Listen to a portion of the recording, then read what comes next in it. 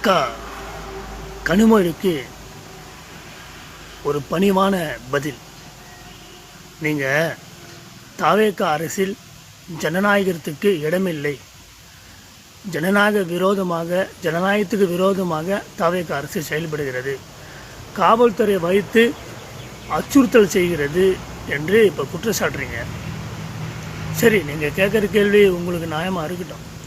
நாங்கள் ஒரு கேள்வி கேட்குறோம், அதுக்கு பதில் சொல்லுங்கள். ஒரு சட்டமன்ற உறுப்பினர் எப்படி பேச வேண்டும் அப்படின்ற ஒரு தகுதியோடு இல்லாமல் உங்கள் எம்எல்ஏ மார்க்கண்டேயன் பேசினார் இல்லையா? அதை நீங்கள் அந்த வீடியோ பார்த்தீங்களா முழுசா? மானங்கட்ட முதலமைச்சர். சரி, அது கூட எங்கன்னா திட்டுங்க, விட்டுடுங்க.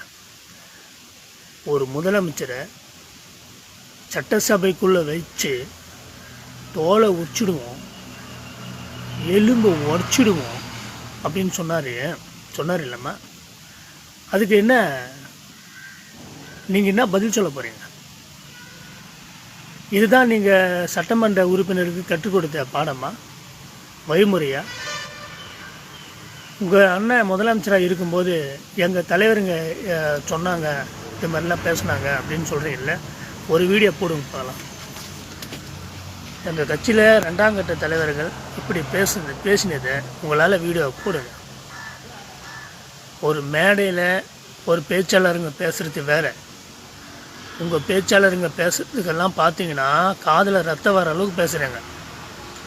யூடியூப்பில் உங்கள் தொண்டருங்களெல்லாம் பேசுறது பார்த்தீங்கன்னா காதிலே வாங்க முடியாது, அவ்வளோ கேவலமான வார்த்தைகள்லாம் பேசுகிறாங்க. அதுக்கெல்லாம் நாங்கள் யாரும் கைது பண்ணல. ஆனால் ஒரு சட்டமன்ற உறுப்பினர், மக்களால் தேர்ந்தெடுக்கப்பட்ட ஒரு உறுப்பினர் என்ன பேச வேண்டும் அப்படின்ற ஒரு தகுதியோடும் இல்லாமல் தென்னாவட்டா திமுறாக பேசினா எப்படி பார்த்துட்டு சும்மா இருப்பேன்? இந்த விஷயத்தை நாங்கள் சும்மாவே விட்டுட்டா வரவெல்லாம் கேட்போம்.